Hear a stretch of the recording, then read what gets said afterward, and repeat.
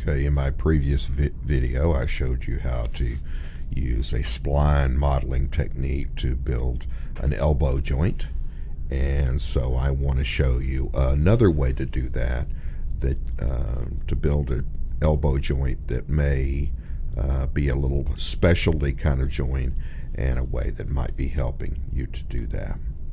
So we're going to come in here and we're really going to kind of start out the same way that we did in the last exercise, where we're going to create a line, and I'm just holding down my shift key to make sure it's straight, like so. And then we're going to come in here at our vertex and we're going to fillet this to round it. So basically at this point it's exactly the same way that we started our last tutorial, where we're coming in here and we're enabling this and we're building it out to be a certain size. Okay, but this time we're not going to make a renderable spline. What we're going to be doing is what's called a loft. So what I'm going to do is to create an end-gon that I'm going to loft along this to create the shape that I want. Now, in our last exercise, we were using a 12-sided rendering of our spline, so we're going to keep this 12-sided too. So I'm taking my end-gon, I'm making it 12-sided. So now what I can do is I come in to take my spline, I'm going to go back to my Create menu, and we're going to go to Geometry, and we're going to pull down here to Compound Objects. Several things that are in here, but one of the things that we're in here that we're going to be using is a loft. So I click on that. Now there's some terminology that we need to understand, which is path and shape. This is the path, so the line that you draw that is dictating where we're going to grow the geometry is referred to as the path. This spline is referred to as the shape, is the shape that we're lofting down the path.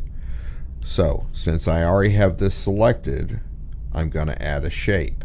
Now I could select this one and add a path. If I select the shape first and add a path, then it moves the path to the shape. I usually don't work that way. I draw the path where I want it, and then I move the shape to the path. So we click Get Shape, and then all we have to do is click on this, and then it's going to grow it down that spline. Let's go ahead and put our gray shader on here.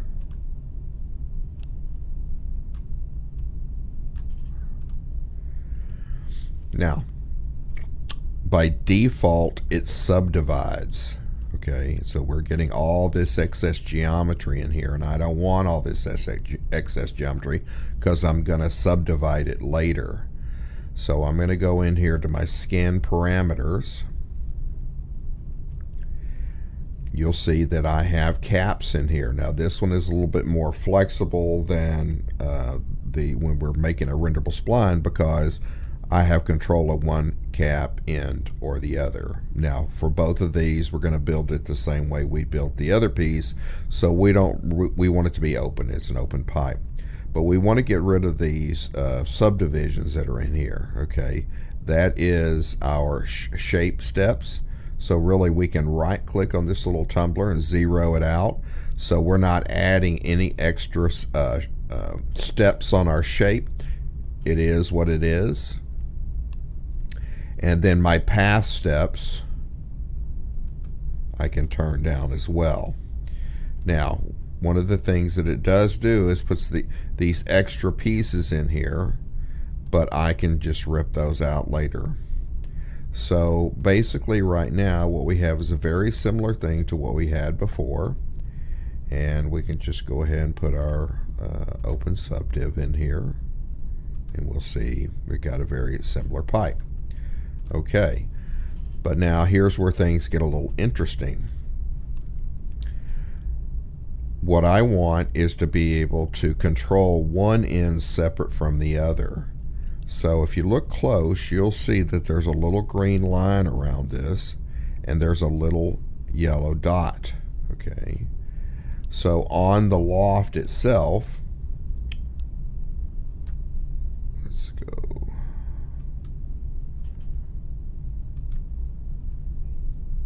We have path parameters in here. Okay, path parameters. This is the path itself, and it's 100% from one end to the other. Now the reason it put this slice in here when I clicked on it and it put it this end versus this end is this is first vertex. So in other words, this was the first vertex that I drew. If this was the first vertex that I drew, it would have put this slice up there. But now what I can do, and I'll show you this, if you kind of watch the little tick there, as I click and hold this, I can move the tick up the spline. And it's 100%, so if I go 100, then it moved it all the way up to the top up here. Now the benefit of that is now I can come and put a slice in there. So what I can do is come in here and hit get shape again, and now when I click on this, it's putting it here. So now I have two. I have one here and I have one down there. The reason that's a benefit for me is there's sometimes where what we're wanting is this pipe to be one size here and a different size here. So if I open up my loft here and I get shape, I can click on this shape and I can actually scale it, and it will interpolate from here down to there. So now you can see that I'm actually getting a nice interpolation as it's going from one end to the other, and that allows me to actually have a pipe that actually bows from a smaller pipe to a larger pipe, which you can't do with a renderable spline. So this is a version where we're wanting it to be where the piece flares out. Okay, so what we can do now is we could put an edit poly on this now, and I could come in here and now I could double click on these extra shapes because I don't need these. These are not helping me in any way, so I'm just going to control backspace so that I don't need those. And then I can go and do the same thing that we had done before, which is to come in here and to extrude. Okay, and we were doing 5 in the other video. This pipe's really big. A lot of times you're making smaller pipes. It's just according to what size pipe you're making, but the technique is the same whether I'm making big pipes like, you know, industrial, you know, pipes for sewage to go through or water to go through, or if I'm making little bitty pipes for like lamps or something like that. Okay, so we go again, and then I need this one to be a minus, so it goes up, and then do it again, and this time I want this to go further in, and then I can hold down my shift key and pull down. Now if you pull down so far and it's clipping into it, that's okay. What you can do is just scale it in a little bit. So we could go ahead and scale that in just a hair if we wanted to. And then of course you could put your locking loops in here to hold the shape, or crease sets.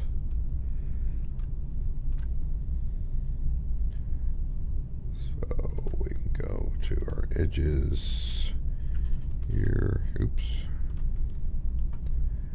There, there, there, and I'm just going to make them all the same this time. And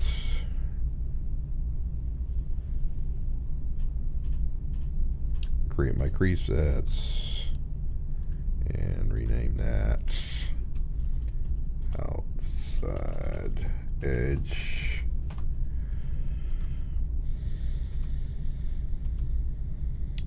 And then I open Subdiv, and then I can crease that. And then there we go.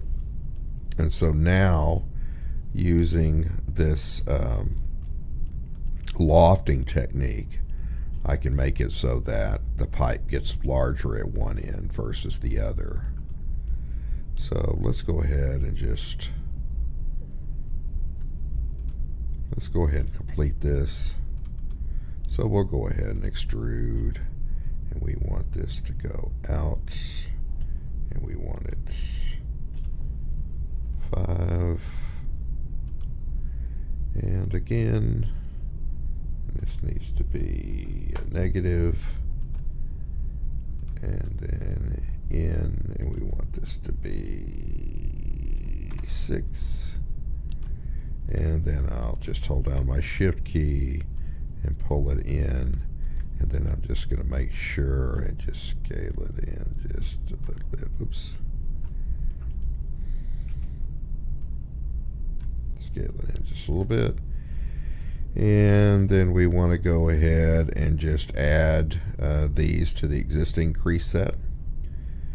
So I can go ahead and grab, oops.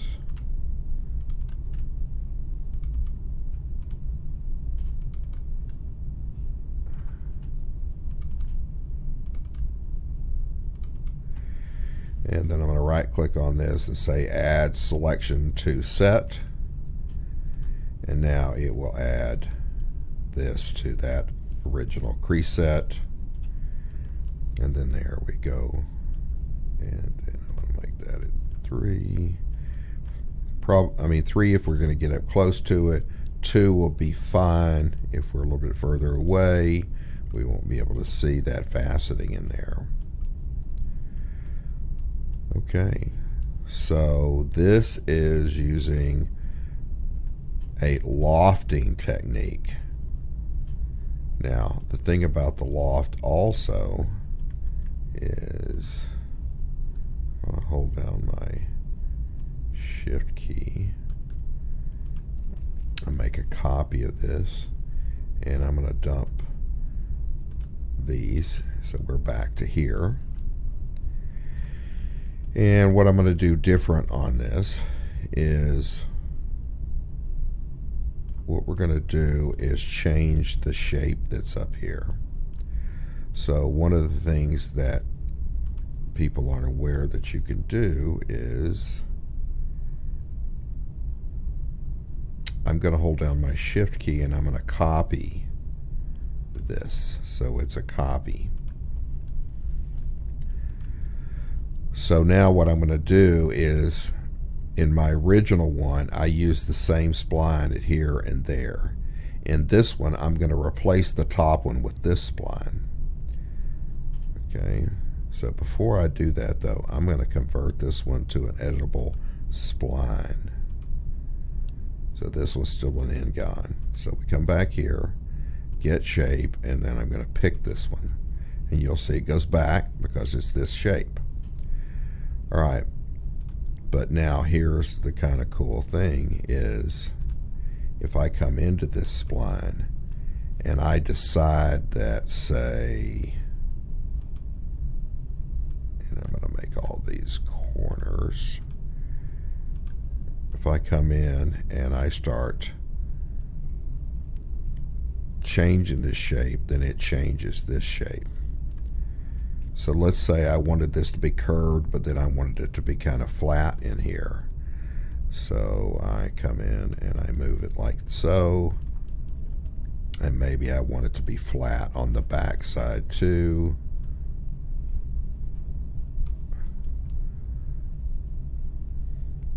Or let's say that maybe what I wanted it to do is have a divot in it. So I'm going to scale these.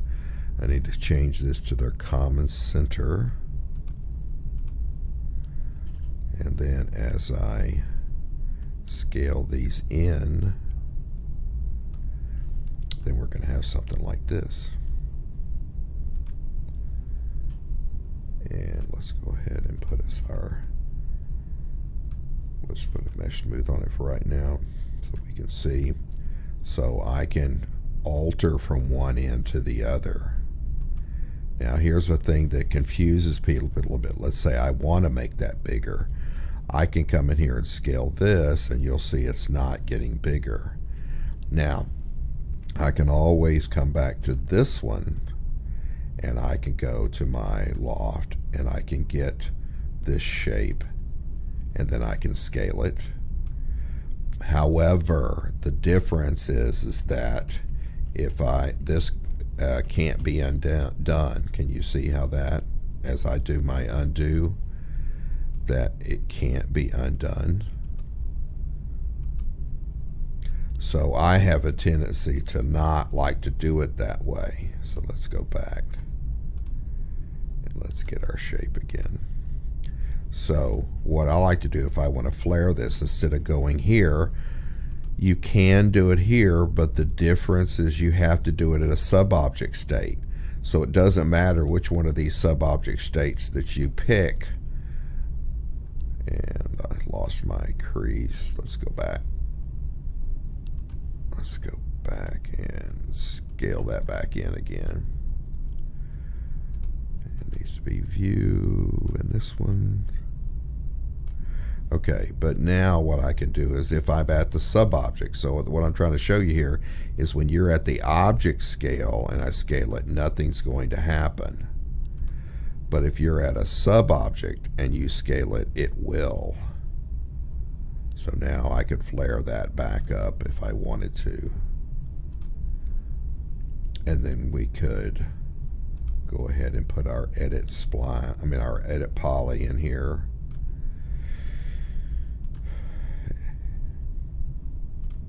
Oops, I had the wrong one selected. Sorry. Edit poly. And then I could rip these out.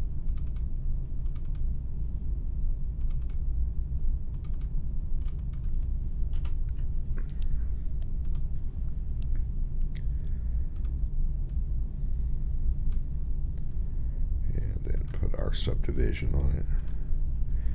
So the thing to know is that when I am lofting and I'm going down that path, I can put different slices in here and I can alter them to have it do a slow interpretation from one end to the other.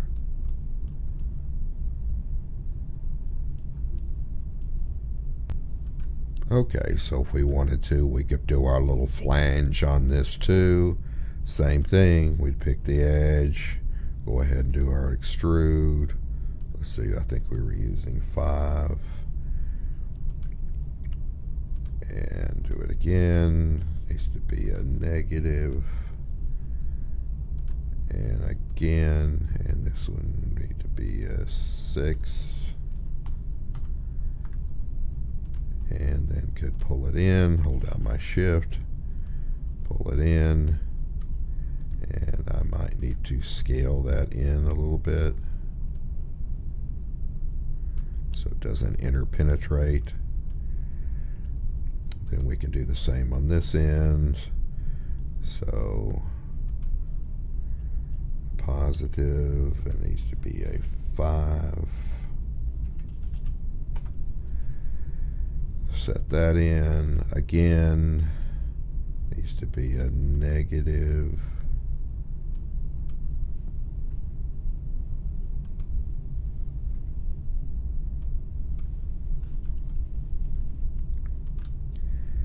And then again, 6. Set that in, and then hold down my shift, pull it in. And then I'm going to dump the mesh smooth. We're going to get our crease set. Okay, we're going to go to edge, and we're going to select our edges.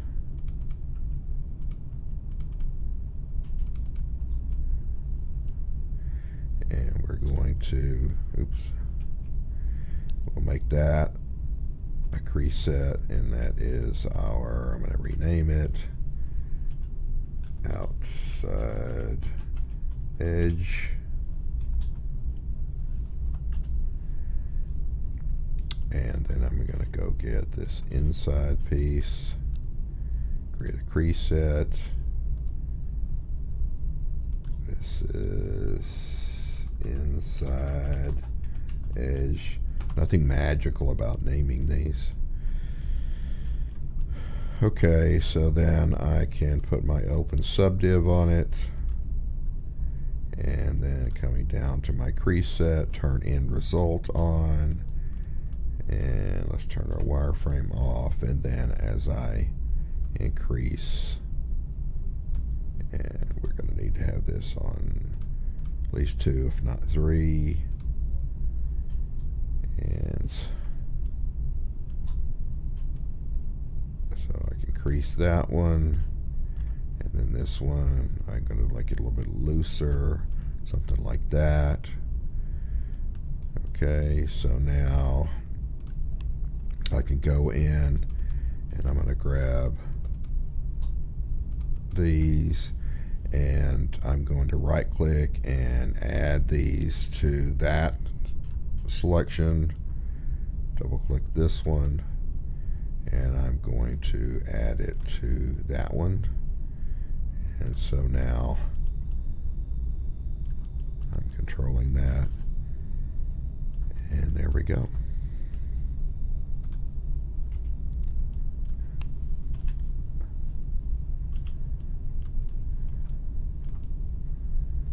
And so that's lofting. So we're doing spline modeling again, but this time we're using a lofting tool so that one end changes from the other end, and so that expands our working knowledge in our tool set.